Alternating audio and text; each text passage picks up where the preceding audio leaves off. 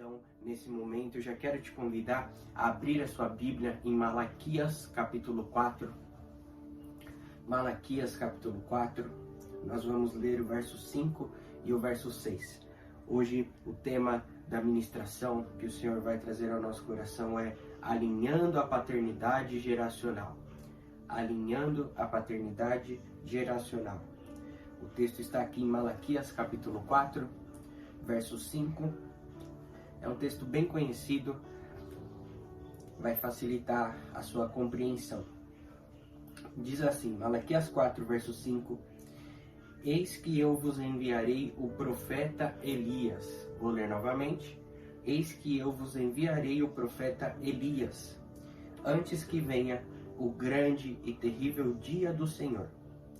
E ele converterá o coração dos pais aos filhos. Preste atenção, o coração dos pais aos filhos e o coração dos filhos a seus pais, para que eu não venha e fira a terra com maldição.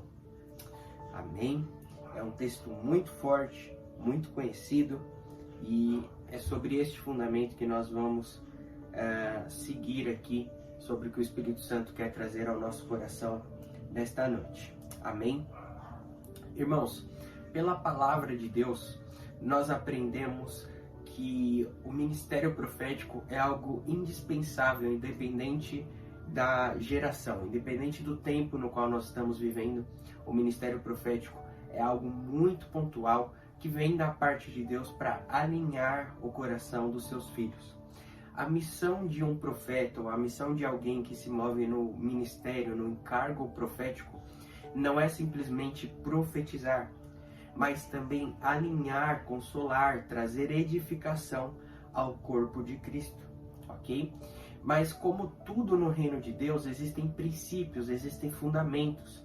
Eu não posso sair profetizando, eu não posso sair alinhando, edificando o que eu quero.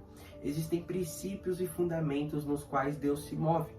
Nós precisamos entender que Deus não muda, mas Ele se move. Deus permanece se movendo o tempo todo.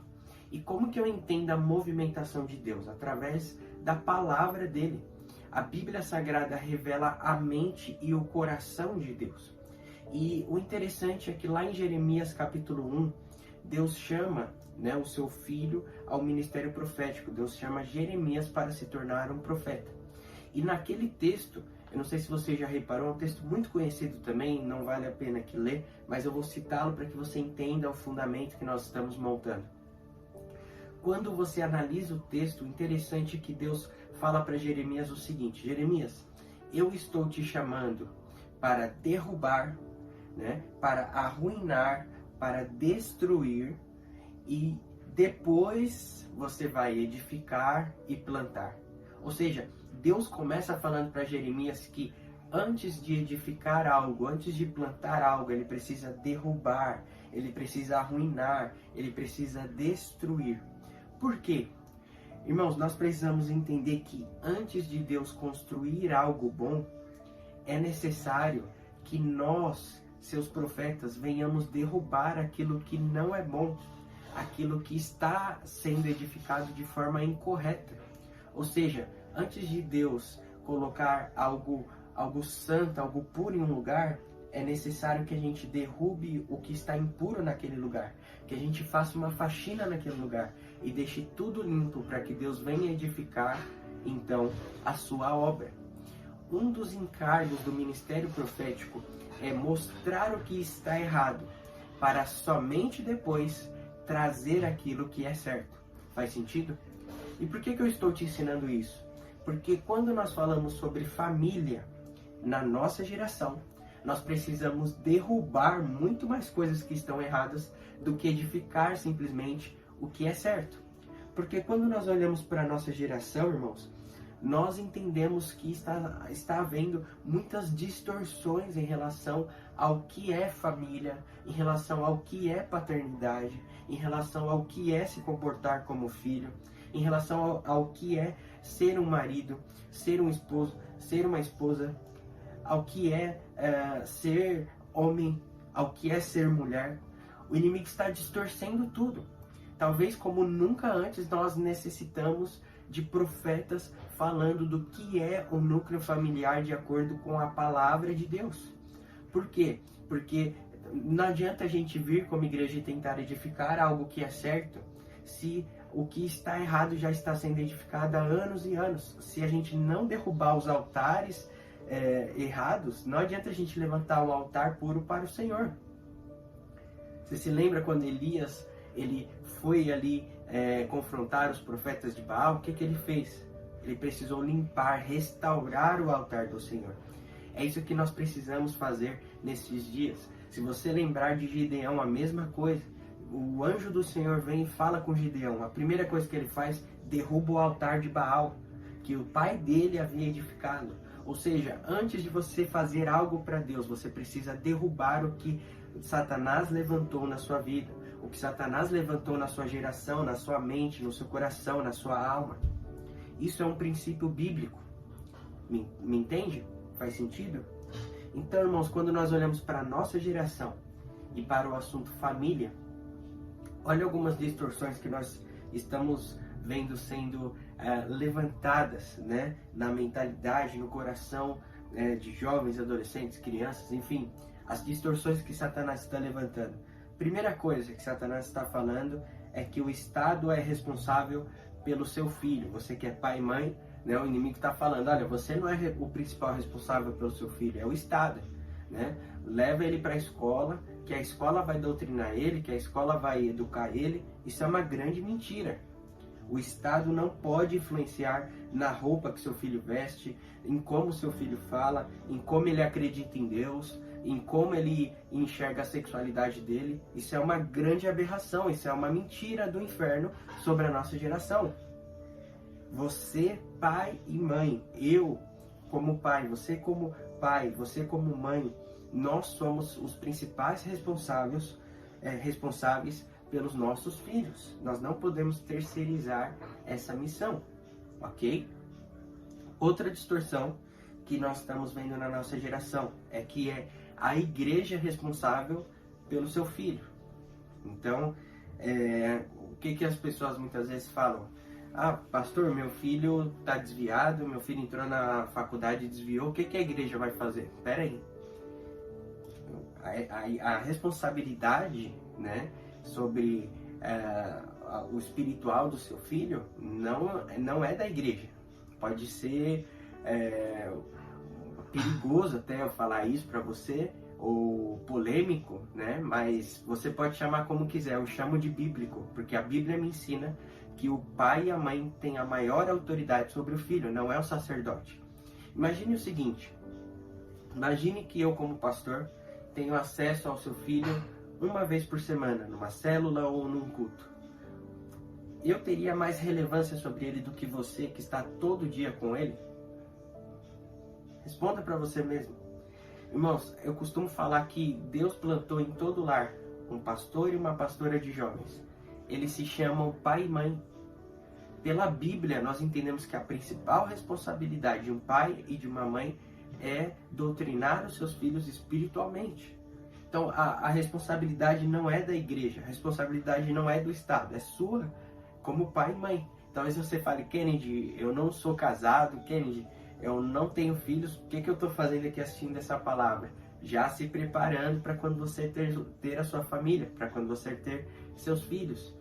É muito importante, jovens e adolescentes, ouvirem a verdade do Evangelho de Jesus Cristo sobre família. Então não saia dessa pregação.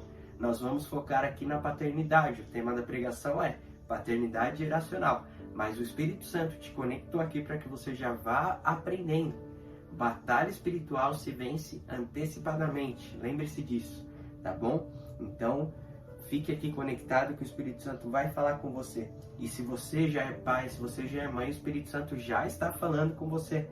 A responsabilidade sobre a vida espiritual do seu filho não é de pastor, não é de pastora, não é de apóstolo, de profeta. É sua como pai e mãe. Isso é uma grande mentira de Satanás.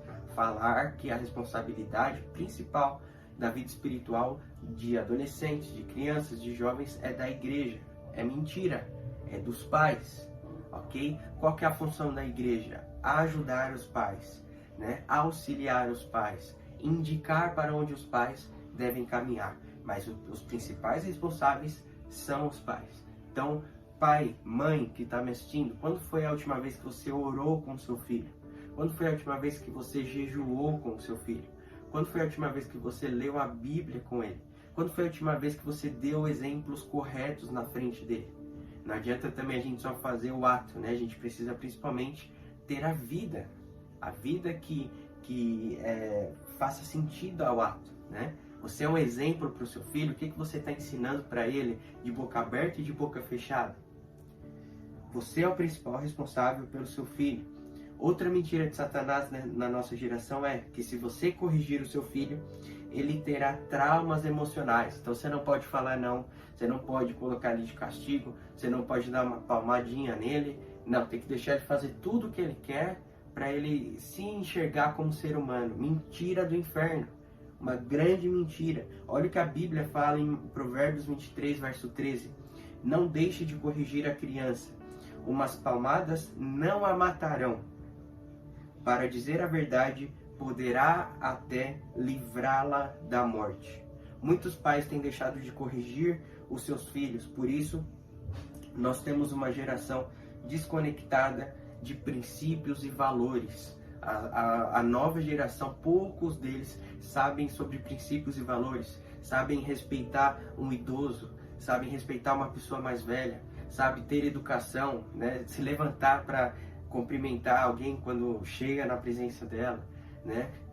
Ter educação para conversar, honrar a pessoa que já está trabalhando muito mais do que ela na área que ela está falando.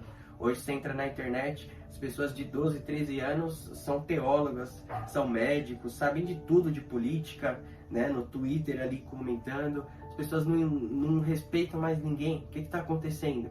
Né? Talvez você fale, Kennedy, é verdade, essa geração é mimada, essa geração é Nutella, mas quem que ensinou essa geração? Quem que educou essa geração? Tudo tem a ver com paternidade. Então, eu poderia citar aqui tantos e tantos exemplos, irmãos, mas quando nós olhamos para a nossa geração, nós entendemos que algo está acontecendo. E nós necessitamos de um alinhamento profético. Por quê? Porque as famílias estão sendo grandemente atacadas por Satanás. Seja na mente, seja no coração, seja nos atos, nas palavras. Satanás está atacando as famílias e nós precisamos nos atentar para isso. Por isso é necessário um alinhamento profético na nossa geração, ok? E neste tema, irmãos, eu quero entrar aqui no ponto principal que o Espírito Santo quer nos falar através deste culto. Nós precisamos entender a importância de uma conexão geracional. Deus age de forma geracional. Deus não pula gerações. O nosso Deus é o Deus de Abraão, de Isaac e de Jacó. Ele não é o Deus de Abraão e de Moisés. Ele não pulou 10 gerações. Ele não é o Deus de Abraão e de Noé. Não, ele é o Deus de Abraão, pai, de Isaac, filho, e de Jacó, terceira geração. Deus age de forma geracional. É por isso que Mateus capítulo 1, você vira a página do Novo Testamento, qual que é a primeira coisa que aparece no Novo Testamento? Genealogia de Jesus. Não chega em Jesus, não. Você começa vindo de Adão e começa vendo as gerações. Deus age de forma geracional. Nós precisamos entender isso, irmãos.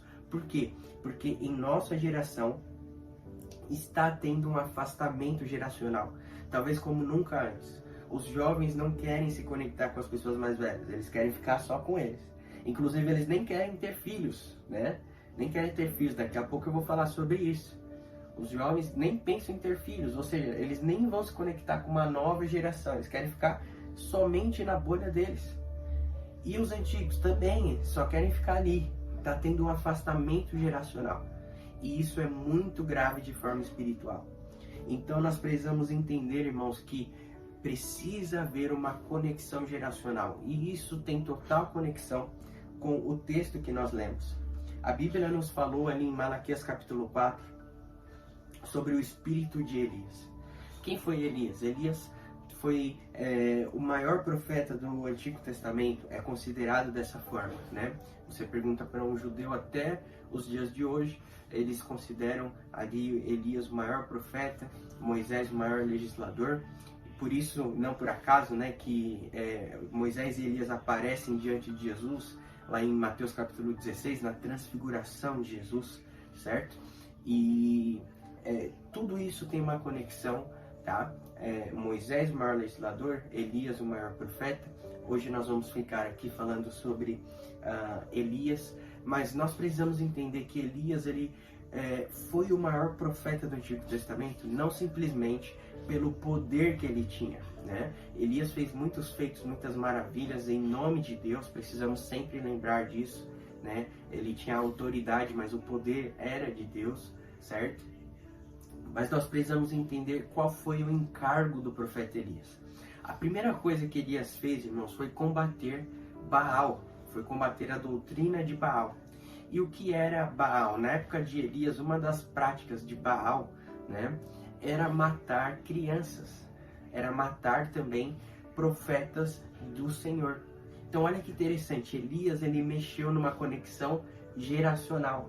Ele estava evitando, ao confrontar a doutrina de Baal, ele estava confrontando a morte de crianças, ele estava salvando famílias.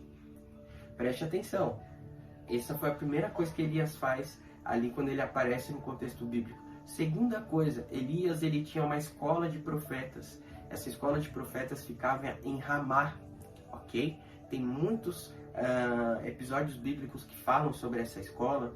O próprio profeta Samuel, né, que foi o fundador dessa escola. Ali nos dias de Saul, a Bíblia cita Saul chegando até Ramá e profetizando junto com os profetas. Enfim, essa escola era muito relevante nos dias dos profetas, tá? E o interessante é que Elias, então, era um discipulador. Elias, ele passava o dom, ele passava o talento que ele tinha para a próxima geração. Então, olha, ele evitava a morte de crianças e ele formava uma nova geração de profetas. Além disso, Elias deixou um sucessor no seu lugar, o profeta Eliseu, com porção dobrada. Então, olha que interessante, irmãos. Talvez você fale, Kennedy, o profeta Eliseu veio, né, depois de Elias e teve porção dobrada. Tanto que na Bíblia Elias faz 7 milagres e Eliseu faz 14, exatamente o dobro de milagres de Elias. Né? Olha que interessante. Mas por que a Bíblia coloca o espírito de Elias? Por que quando João Batista aparece no Novo Testamento, o próprio Jesus fala, você é o Elias que havia de vir? Jesus não fala que o João Batista era o Eliseu. Embora Eliseu fez mais milagres, tinha mais unção. Por que a Bíblia faz questão de enaltecer a vida de Elias? Porque Elias teve uma conexão geracional. Profeta não é aquele que profetiza somente, mas aquele que profetiza gerando uma conexão geracional. Deus se importa tanto com família que se você pegar os 5 dons ministeriais de Efésios 4:11, todos têm conexão com a família, tá? Um apóstolo bom não é somente aquele que se conecta aos outros 4 dons ministeriais, mas também aquele que se conecta com os 4 dons ministeriais, gerando uma conexão geracional.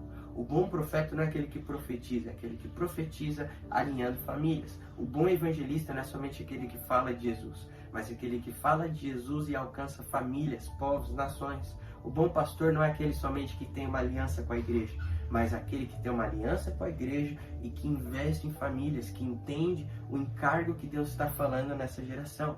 O bom mestre não é somente aquele que ensina a palavra de Deus, mas aquele que ensina a palavra de Deus trazendo alinhamento, trazendo edificação para famílias, para nações. Irmãos, nós precisamos entender o tempo no qual nós estamos vivendo. Talvez como nunca antes, a família, o núcleo que Deus formou, está sendo tão ameaçado. Nós precisamos entender o encargo que está no coração de Deus. A família é tão importante, irmãos, que antes de Deus formar uma família no Éden, Satanás não apareceu lá. A Bíblia fala que Deus formou Adão. Não aparece serpente para tentar Adão. Quando Deus forma Eva, forma-se uma família. Satanás aparece. Por quê? Porque ele odeia famílias. Porque a família é o centro do coração de Deus. As famílias mexem com o coração de Deus. Nós precisamos entender o quanto uma conexão geracional é importante, o quanto o núcleo familiar é importante. Então nós entendemos que por isso o profeta Elias é considerado o maior profeta do Antigo Testamento. Ele teve conexão com famílias, ele teve conexão geracional, treinando pessoas, e ele teve uma conexão de discipulador, treinando um sucessor para ficar no seu lugar. Muitos pastores, muitos mestres, muitos pais, muitas mães estão esquecendo disso. Nós não podemos ser apenas pessoas que pensamos no hoje, no agora. Daqui 50 anos, daqui 100 anos, nós não estaremos aqui, né? Mas nós podemos estar presente dentro do coração, dentro da mente da próxima geração dessas pessoas que nós estamos treinando. Sejam filhos de forma física, sejam filhos de forma espiritual. Nós precisamos voltar a pensar em uma conexão geracional. E o interessante, irmãos, é que o texto de Malaquias capítulo 4 fala dessa conexão geracional, certo? Mas nós precisamos entender que tudo isso começa pelos pais. O texto nos fala que o coração dos pais será convertido ao coração dos filhos. Se o coração dos pais precisa ser convertido, é porque ele está desconvertido, é porque ele está desviado. Ou seja, quando nós olhamos para tudo que está acontecendo na nossa geração, o alinhamento de Deus precisa começar pelos pais. Por isso o tema dessa mensagem, alinhando a paternidade geracional. E eu quero te desafiar como pai, eu quero te desafiar como mãe. Mesmo que você não seja um pai ou uma mãe de forma física, se você tem pessoas ao seu redor mais novas que você já é um pai espiritual, você já é uma influência espiritual para a próxima geração. Então eu quero te desafiar. Você está exercendo uma boa paternidade? Você está exercendo um bom exemplo para a próxima geração? Irmãos, esses dias eu estava andando ali no bairro de Itaquera, aqui em São Paulo, né? Estava andando ali no shopping, saindo do shopping de Itaquera, e eu passei por um poste e estava uma placa, um papelzinho colado ali, e estava escrito assim no papel: encontre o seu pai aqui. E eu fiquei espantado com aquilo, né? A gente sabe que a orfandade, que o abandono paterno é uma realidade no Brasil, infelizmente muito alta, mas está ficando tão comum que tinha uma placa ali: encontre seu pai aqui, como se fosse tão comum isso acontecer que já tem na rua placa para as pessoas acharem os seus pais. Irmãos, nós estamos vivendo uma orfandade, nós estamos vendo uma geração órfã, nós estamos vivendo uma geração onde o pai está ali presente, né, fisicamente, mas não está presente emocionalmente. Nós estamos vendo pais que estão terceirizando a educação dos seus filhos para celular, para televisão, para computador, para a escola, para a igreja, para o avô, para a avó. Pais que não são pais, mães que não são mães. Existem muitos filhos que são órfãos de pais vivos. Existe sim a ausência, né? O pai que abandonou, mas também existe o abandono presente. Seja perto ou seja longe, infelizmente, nós somos uma geração que sofremos de orfandade. Então eu quero te perguntar, eu quero te desafiar aqui, realmente, você que é pai e mãe. Quando foi a última vez que você olhou nos olhos do seu filho? Sem celular. Quando foi a última vez que você teve uma conversa olhando no olho dele? Quando foi a última vez que vocês saíram juntos? Que vocês foram no cinema, que vocês foram no parque, curtiram um dia juntos? Quando foi a última vez que você disse eu te amo para o seu filho? Quando foi a última vez que você ouviu eu te amo dele? Quando foi a última vez que você falou, filho, eu tenho orgulho de você? Quando foi a última vez? Irmãos, nós vivemos muitas vezes nos afazeres do dia a dia e vamos esquecendo que nós não somos eternos. Nós vamos esquecendo que nós não vamos viver para sempre neste mundo. Nós não vamos estar para sempre conectados a esta terra, né? E nós precisamos entender, irmãos, que nós estamos aqui não para vivermos a eternidade aqui, mas para atrairmos a essência da eternidade para os nossos dias. O que é a essência da eternidade? É a essência do céu, é a essência do Deus do céu, é a paz, a alegria, o amor que não espera nada em troca, o amor que não se envaidece, o amor que não tem inveja, um amor puro. E muitas vezes nós somos ótimos em dar esse amor fora de casa, mas quando chegamos em casa, esquecemos de tudo isso. Você se lembra do Naamã? A Bíblia fala sobre ele, né? Inclusive aqui no livro de 1 Reis. Naamã, ele era um general, né? Da Síria. E o interessante da vida dele é que ele era um capitão, um general, um homem respeitado por onde ele passava, mas quando ele chegava em casa e tirava a sua roupa, ele era leproso, né? E muitas vezes isso acontece conosco. Muitas vezes nós somos respeitados no trabalho, somos respeitados na igreja, somos respeitados nos lugares por onde a gente passa, mas quando a gente chega em casa, a gente tira a nossa roupa e só mostra a lepra para as pessoas que estão dentro da nossa casa, para o nosso cônjuge, para os nossos filhos.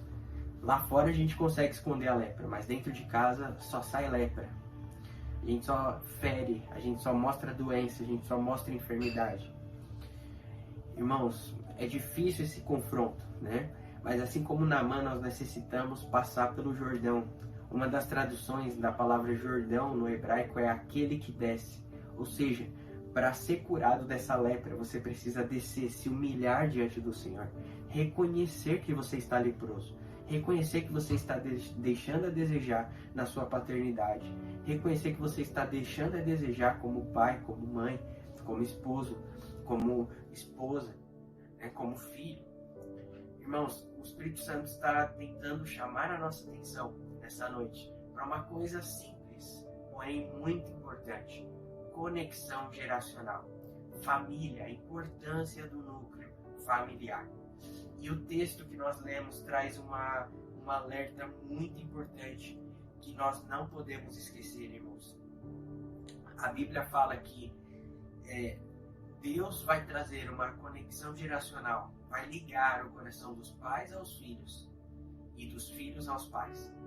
Mas se isso não acontecer, a Bíblia fala, isso tem que acontecer para que Deus falando, para que eu não venha e fira a terra com maldição.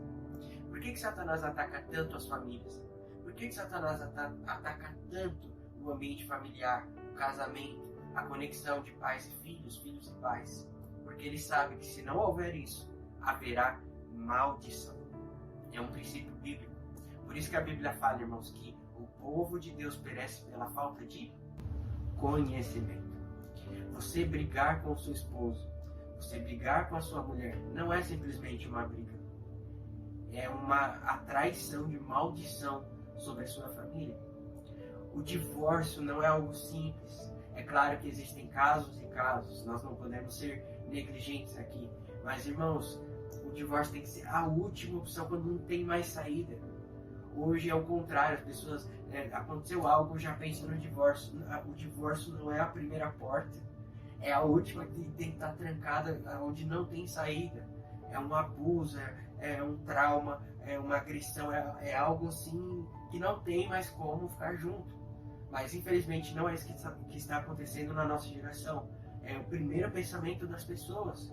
Os casamentos estão descartáveis, os relacionamentos estão fúteis, sem princípios, sem fundamento, estão montados, em cima de areia e não de rocha.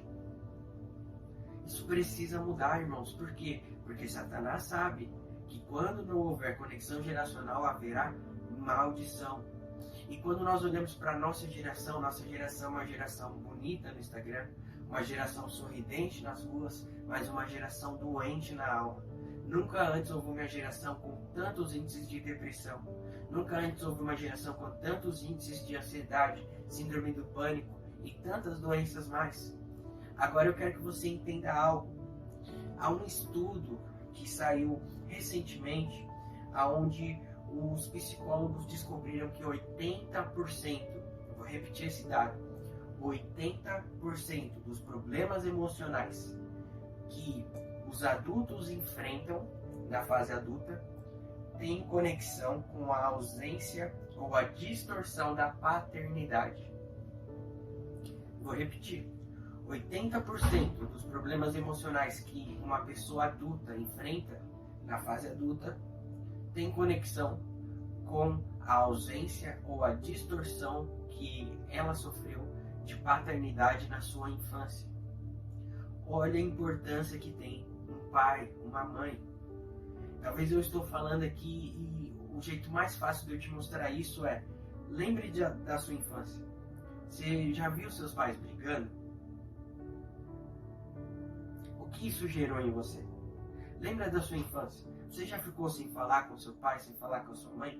O que isso gerou em você? Irmãos, muitas vezes nós precisamos curar os meninos, né? Falar de forma individual para que você entenda. Muitas vezes você precisa curar o menino que há dentro de você para que apareça o homem. Muitas vezes você precisa curar a menina que tem dentro de você para que apareça a mulher. Talvez você está tentando achar a resolução de tantos problemas que estão aqui na sua fase adulta e o problema vem de paternidade, do que você sofreu lá na infância. E aí você falou quando você cresceu um pouquinho: eu nunca vou fazer isso com os meus filhos. Você está fazendo a mesma coisa, sem perceber. O Senhor está nos chamando para entendermos a importância que há na paternidade. Eu quero citar aqui para você alguns dados desse estudo. Os psicólogos entenderam que geralmente adultos que tiveram pais ausentes ou uma distorção na paternidade, eles possuem as seguintes características. Primeira coisa, eles são mais apegados emocionalmente. Então eles possuem uma dificuldade de estabelecer vínculos afetivos fortes e duradouros. Ele começa um relacionamento, acaba. Ele começa a amar uma pessoa, ele tenta se sabotar, sabe? Tenta destruir isso. E isso é sinônimo de ausência de paternidade. Outra característica, essas pessoas se sentem mais inseguras devido ao sofrimento emocional causado pela ausência dos pais. São pessoas que têm mais medo de decepção e abandono. Sempre pensa que o cônjuge vai abandonar, que o filho vai abandonar, que ela vai ficar sozinha, que ela vai acabar sozinha no mundo. Nada está acontecendo, mas dentro dela está uma guerra emocional. Isso é fruto de ausência de paternidade. Outra coisa, as pessoas costumam ter mais baixa autoestima, né? Porque a rejeição dos pais compromete diretamente a autoestima, deixando uma busca incessante para se preencher o vazio. E aí entra sexo, drogas, pornografia, bebidas, likes, né? Essas pessoas que tiram a roupa na rede social, isso é paternidade. As pessoas feridas na paternidade, elas precisam de atenção, porque elas precisam preencher essa autoestima que está baixa, né? Outra coisa, irmãos, essas pessoas são mais propensas a apresentar transtornos psicológicos, tá? Outra coisa, elas são mais propensas aos vícios. Outra coisa, essas pessoas são mais propensas a não gerarem uma nova família, né? Como que alguém que odeia ser filho vai querer ser pai? Como que alguém que odeia ser filho, ser filha, vai querer ser mãe? Né? Eu tive uma experiência, irmãos, há alguns anos atrás. Eu liderei jovens, né? Fui líder de jovens por algum tempo, e eu notei que todos os jovens, 100%, todos os jovens que falam eu não vou ter filhos, eles possuem problemas com os pais. Se você conversar com um jovem nessa geração, eles não querem mais ter filhos, eles não querem gerar uma família, eles não querem se casar. Da onde que vem tudo isso? Paternidade. Paternidade. E aqui nós precisamos entender, irmãos. Eu sei que talvez você passou muitos traumas, muitos problemas, muitas decepções também com seus pais.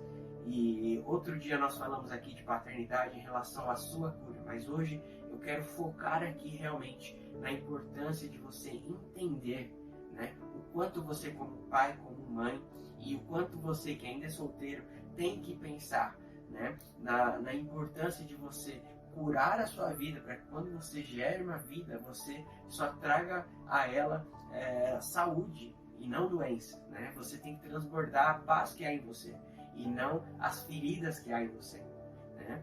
E nós sabemos que, infelizmente, muitos de nós não tínhamos acesso a tanta coisa quando nós nos casamos, começamos a nos relacionar e em vez de nos curarmos, fomos seguindo a vida da forma como nós estávamos, cheios de lixo emocional, cheios de traumas, abusos, e muitas vezes é até inconsciente tudo isso que nós fazemos como pai, como mãe, aos nossos filhos, mas o Espírito Santo está aqui, lembre-se disso, para alinhar a sua vida, não para te confrontar, né, em ódio, te confrontar de uma forma bruta, mas em amor, porque a Bíblia fala que Deus corrige o filho que Ele ama. Deus ama tanto a sua família, Deus ama tanto o seu casamento, Deus ama tanto os seus filhos, que Ele está aqui nessa noite, te alinhando em amor, para que você seja um melhor pai, uma melhor mãe. Para quê? Para que haja uma conexão geracional e Deus continue abençoando este relacionamento. Amém? Então, nós precisamos entender, irmãos, a importância que tem essa conexão geracional. Por quê? Porque nós não podemos mais permitir que a atual geração seja uma geração órfã. Eu falei aqui para você as características desse estudo. São todas as características da geração atual. São todas as características de jovens e adolescentes. Vícios, prostituição, roupas curtas, querendo se amostrar na rede social, querendo se amostrar numa academia, enfim, hoje é em todo lugar, né? Antigamente era só na academia, só na praia, hoje você vai no shopping e você se escandaliza, né? Por que tá dessa forma? Paternidade.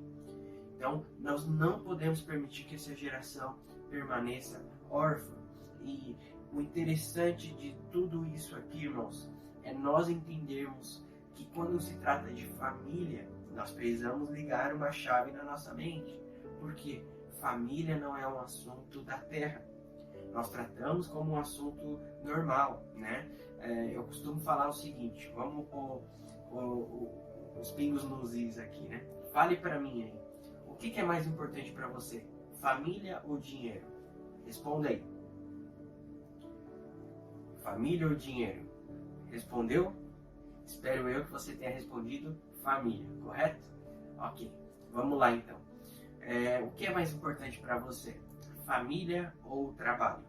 Responda aí.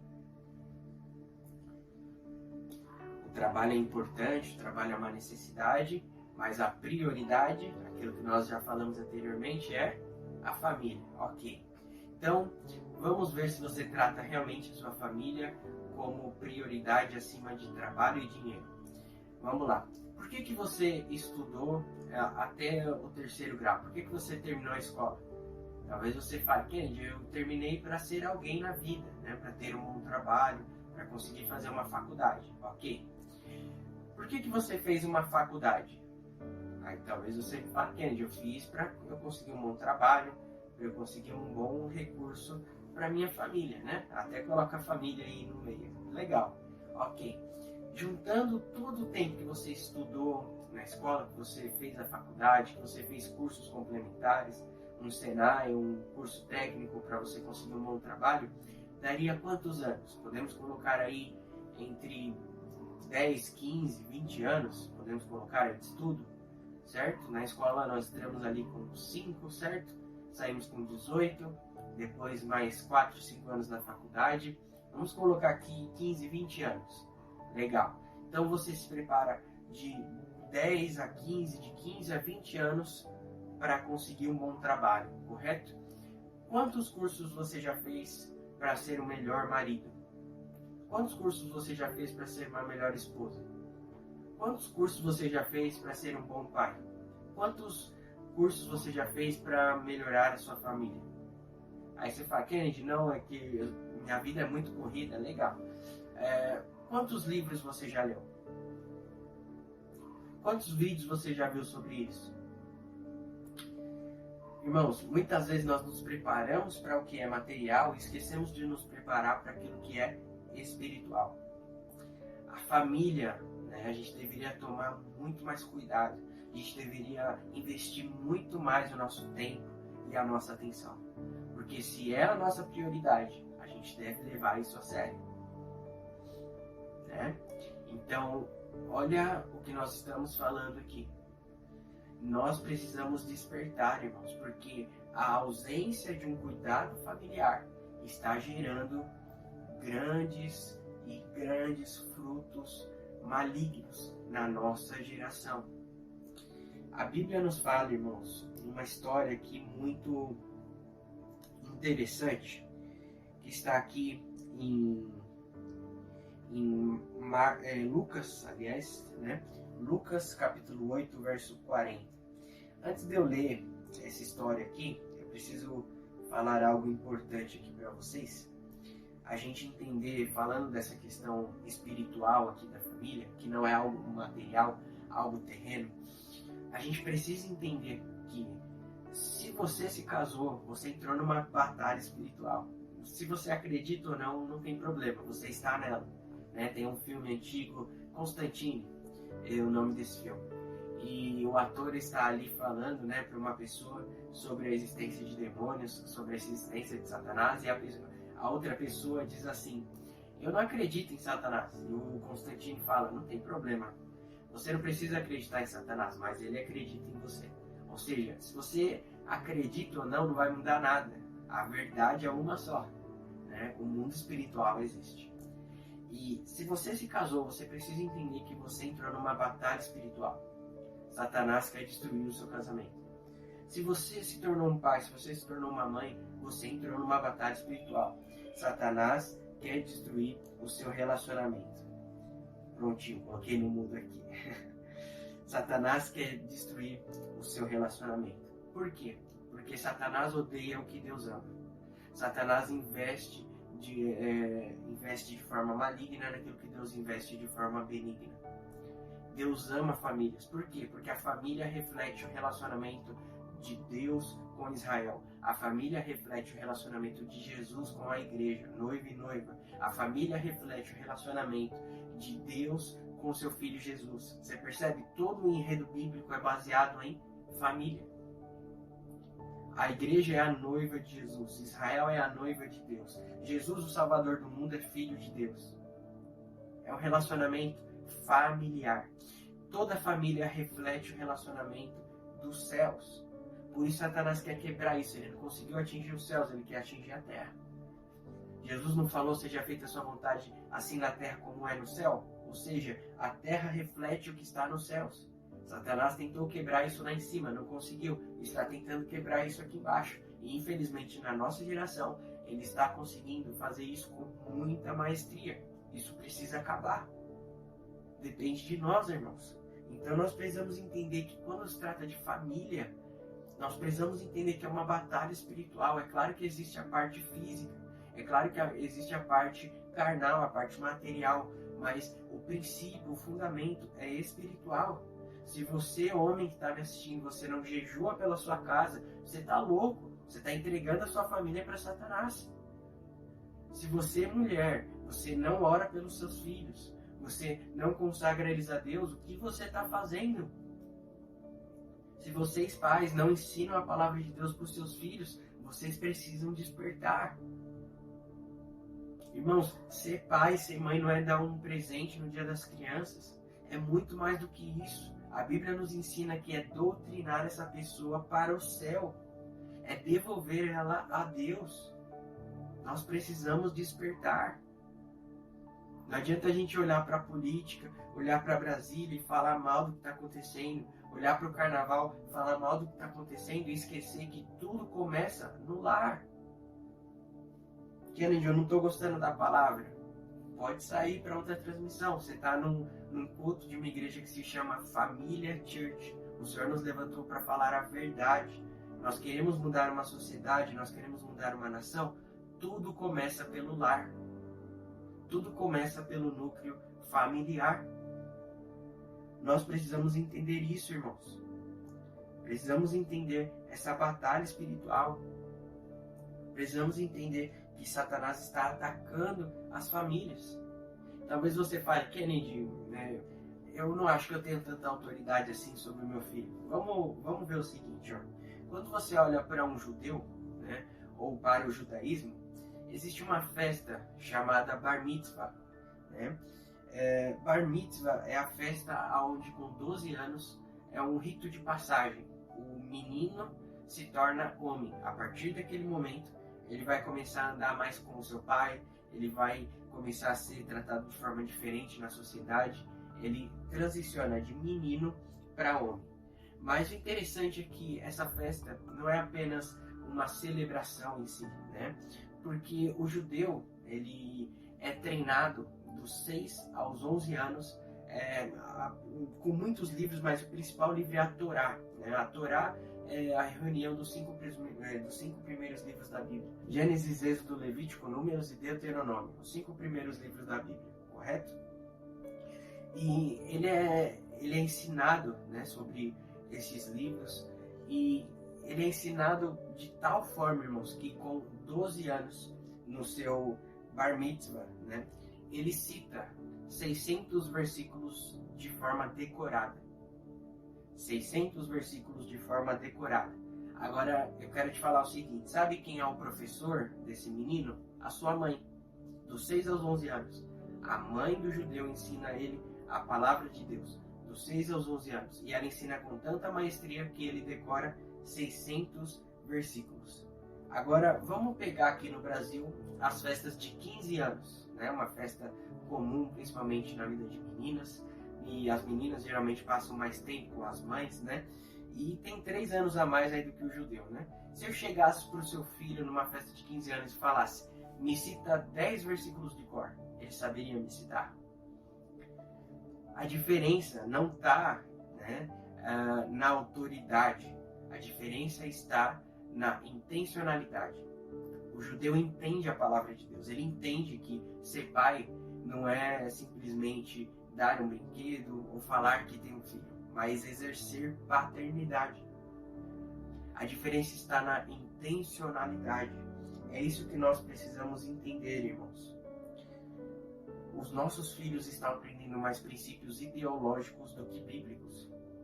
Os nossos filhos estão aprendendo mais princípios feministas do que bíblicos. Os nossos filhos sabem mais siglas de movimento LGBT, de socialismo, comunismo, do que da Bíblia. A gente precisa entender esse alerta que o Senhor está nos fazendo. Não é por acaso, irmãos, que 70% dos jovens que entram na faculdade, sendo cristãos, não terminam a faculdade na igreja. Por quê? Porque algo está faltando no coração deles. Então, se você não doutrina o seu filho, alguém vai doutrinar. Se você não explica o que é certo para o seu filho, alguém vai ensinar o que é o errado. Se você não ensina a forma correta do que é o sexo, alguém vai ensinar a forma distorcida. Se você não ensina a forma correta de lidar com o dinheiro, alguém vai ensinar a forma distorcida. Se você não ensina para o seu filho por que é pecado beber, por que é pecado se drogar, por que é pecado a homossexualidade, se você não ensinar por que é pecado, alguém vai ensinar que não é pecado. Se você não doutrinar o seu filho, alguém vai fazer isso por você. Irmãos, só há gritos do diabo onde há silêncio na igreja. O problema no mundo não são os gritos dos filhos do diabo, é o silêncio dos filhos de Deus. Por que você está calado em relação a ensinos bíblicos para o seu filho, numa geração como essa? Você está louco? O que você está fazendo? O Senhor quer alinhar a nossa paternidade geracional nessa noite. Irmãos, eu quero contar um sonho aqui que eu tive para vocês e já estou caminhando para o fim. Alguns anos atrás, eu fui fazer uma viagem missionária para Brasília, né? E nós fomos ali com um grupo de missionários, oramos por aquele local, profetizamos as bênçãos do Senhor sobre a política do Brasil, sobre a geração do Brasil, sobre os novos políticos que Deus estaria levantando. Declaramos as bênçãos de Deus sobre aquele lugar e foi uma grande bênção. Voltando da viagem missionária, eu voltei de Brasília para São Paulo de ônibus. No caminho eu dormi, estava muito cansado, muito fadigado, né? Viagem missionária, quem já fez sabe que cansa muito o seu corpo. E, enfim, dormi ali no ônibus. Quando eu dormi, Deus me deu um sonho. Eu tive um sonho onde eu me via dentro de uma igreja. E essa igreja era muitos demônios tentavam invadir essa igreja. Eles ficavam batendo no vidro da igreja para tentar entrar. E eu fechava todos os vidros, todas as portas, e não deixava esses demônios entrar. E então eles falavam: se você não deixar a gente pegar você, a gente vai pegar os seus filhos. E eu, apavorado, não deixava eles entrar, ficava segurando a porta e não deixava eles entrar. E eles batendo: a gente vai pegar então os seus filhos, a gente vai pegar os seus filhos. E por fim, naquela guerra, eles sumiam. E eu então consegui fechar a porta da igreja. E no sonho eu pensava: poxa, se eu ficar aqui dentro, né, eles vão voltar e vão conseguir entrar. Eu preciso sair daqui e me esconder. Então eu saía correndo da igreja e passava pela rua, correndo assim, muito rápido. E quando eu estava correndo muito rápido, eu olhava para o lado e havia um estabelecimento totalmente aberto. E nesse estabelecimento estava o atual presidente do Brasil, né, o Lula, e ele estava vestido como se ele fosse fazer um ritual satânico, e ele não me via, né, e eu passava correndo. Quando eu via aquela cena, eu parava com tudo e eu falava: nossa, que coisa estranha, e eu parava para ver. E quando eu via, ele estava todo vestido para fazer um ritual, e ele pegava uma criança que tinha sido abortada, e ele girava o pescoço dessa criança e jorrava sangue sobre ele. E ele virava o olho como se estivesse tendo muito prazer. E naquele momento eu acordei daquele sonho. Eu tive esse sonho voltando de uma viagem missionária a Brasília. Por que eu estou te contando esse sonho? Porque eu quero que você entenda que o que nós estamos vivendo na nossa geração não se trata de direita, esquerda.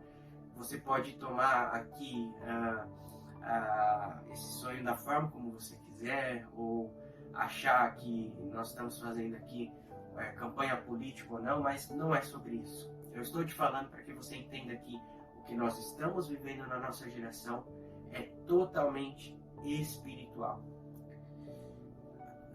O chamado, né, que estão colocando na política para clamar por aborto é totalmente espiritual. Aborto fere o coração de Deus. Sabe por quê?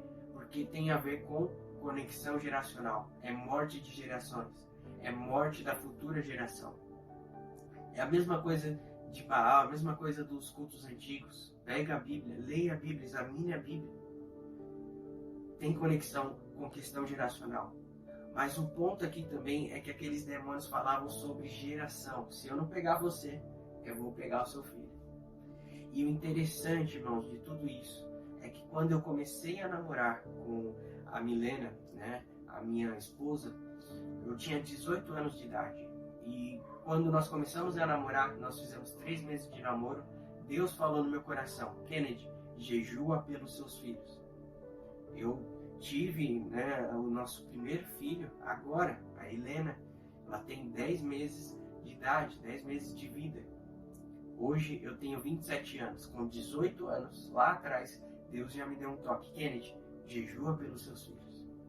Por quê, irmãos? Porque o que nós estamos começando a viver hoje, né, Deus já nos preparou desde os nossos 18 anos. Por quê?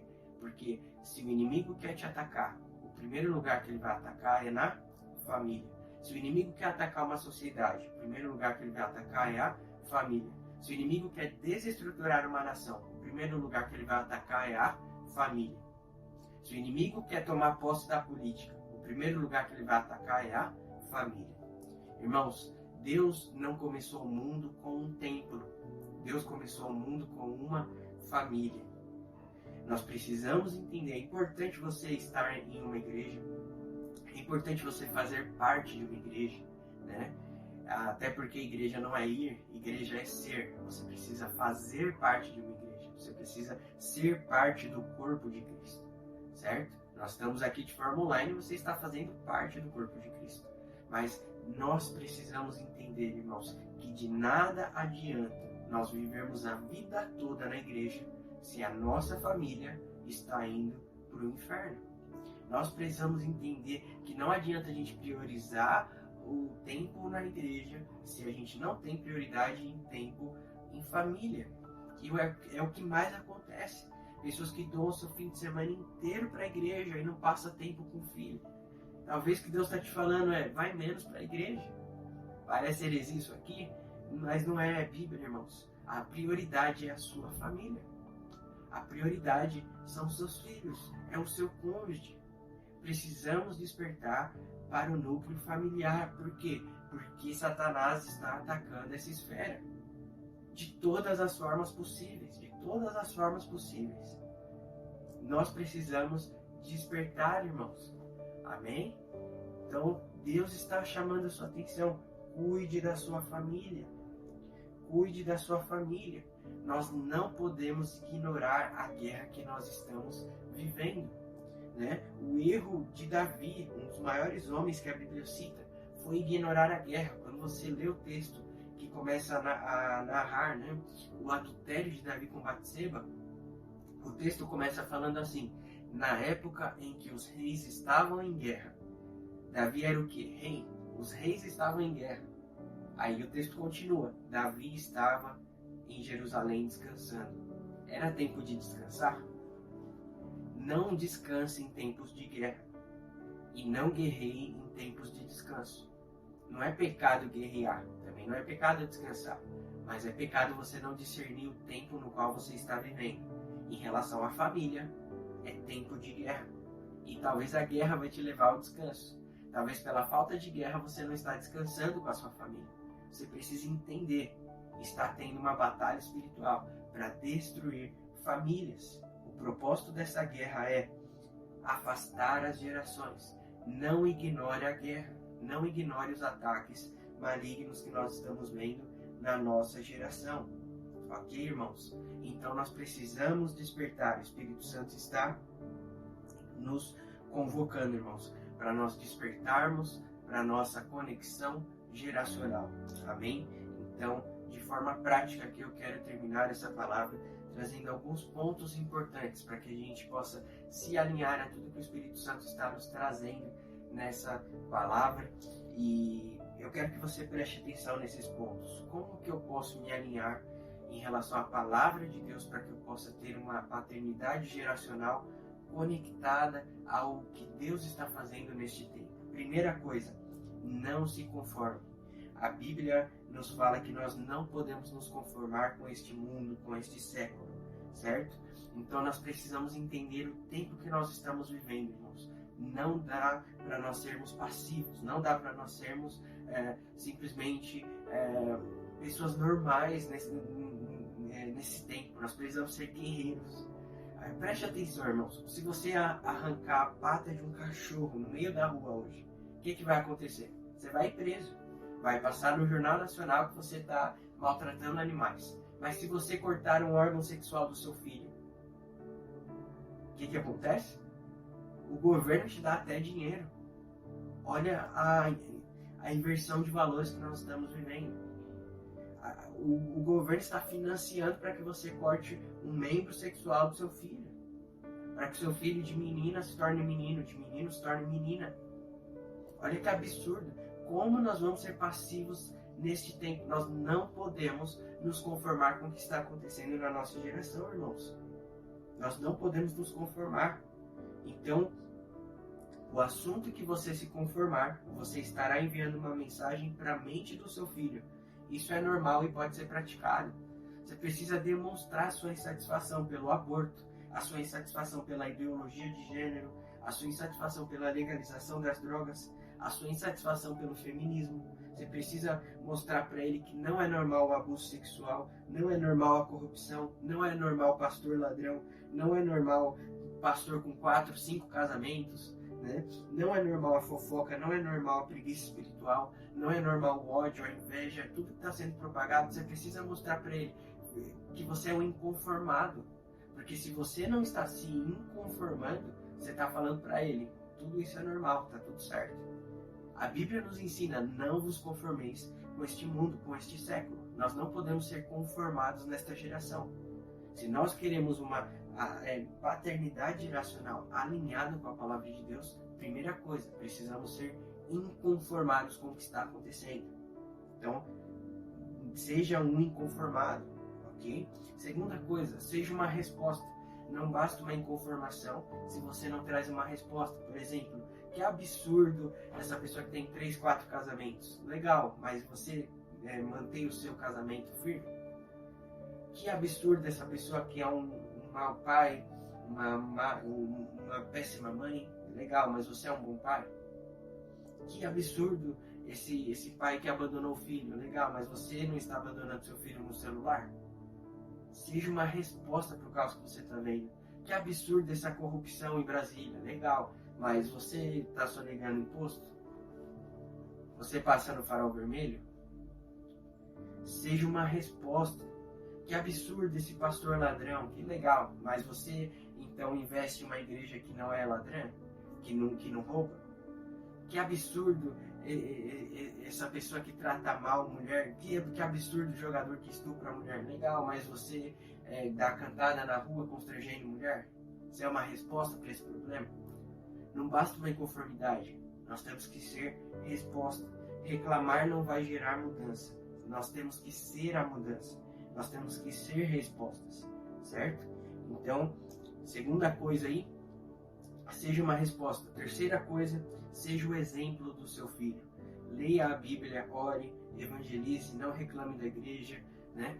Seja o exemplo. Não simplesmente fique falando: filho, você tem que ler a Bíblia. Leia a Bíblia, ele vai seguir o seu exemplo. Filho, você tem que orar. Não, ore com ele, seja o exemplo dele.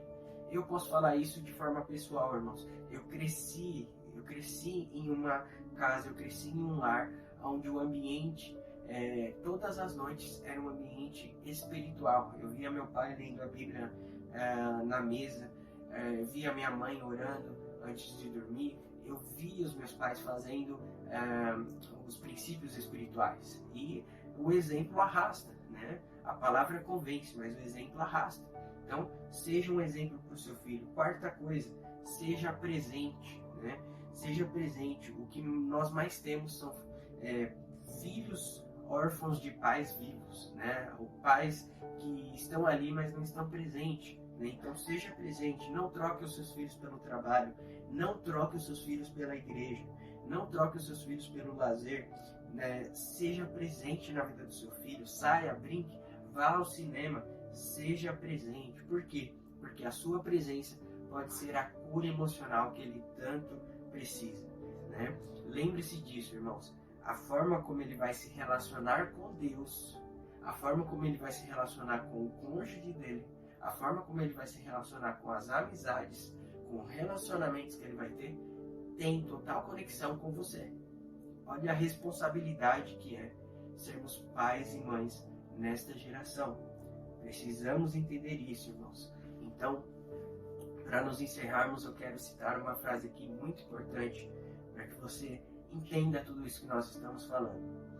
Antes de nós trazermos os nossos filhos a Cristo, nós precisamos trazer os nossos filhos a nós mesmos. Muitas vezes a gente quer levar, né, os nossos filhos para Jesus, mas a gente nem tem os nossos filhos para nós mesmos. Nós precisamos de uma conexão geracional. Nós precisamos de uma conexão com os nossos filhos. Nós precisamos de uma conexão com a nossa família. Lembre-se disso. Jesus não veio ao mundo como um apóstolo, como um profeta. Jesus veio ao mundo como um filho. Por quê? Porque a família é um núcleo fundamental aos olhos de Deus. Independente da história, independente da época, independente da geração. Isso nunca irá mudar. A família é o que enche os olhos de Deus. A família é o que enche o coração de Deus de alegria. Então, nesta noite, o Espírito Santo nos convoca para uma conexão geracional.